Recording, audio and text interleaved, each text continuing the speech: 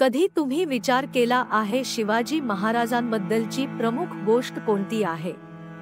आज आपण जाणून घेणार आहोत शिवाजी महाराजांचा प्रेरणादायक इतिहास आणि त्यांच्या कर्तृत्वाचे रहस्य। शिवाजी महाराजांचा जन्म 19 फेब्रुवारी 1630 रोजी शिवनेरी किल्ल्यावर झाला। त्यांची आई जिजाबाई यांनी त्यांना शौर्य आणि न्याय शिकवले। शहाजी भोसले हे त्यांचे वडील होते। शिवाजी महाराज लहानपणापासूनच धाडसी होते। तलवारबाजी आणि युद्धकौशल्यांचे शिक्षण घेतले। आपल्या प्रजा आणि मित्रांचा विश्वास जिंकला।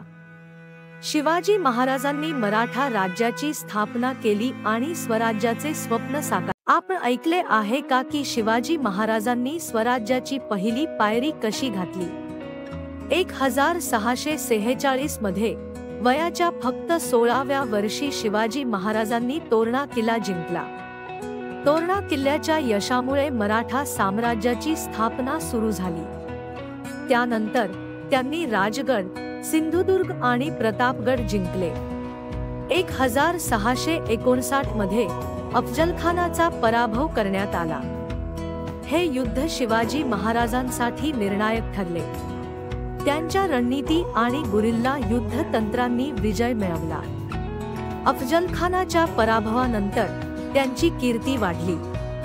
महाराष्ट्रभर ते प्रसिद्ध झाले। शिवाजी महाराजांनी मावळ्यांच्या साहाय्याने हे शक्य केले। युद्धतंत्र आणि धाडस यांच्या योगाने त्यांनी अफजलखानाला पराभूत केले। शिवाजी महाराजांची गाथा अजूनही प्रेरणादायक आहे। लेख आवडला तर लाईक करा। सदस्यता घ्या अधिक माहिती पाहण्यासाठी।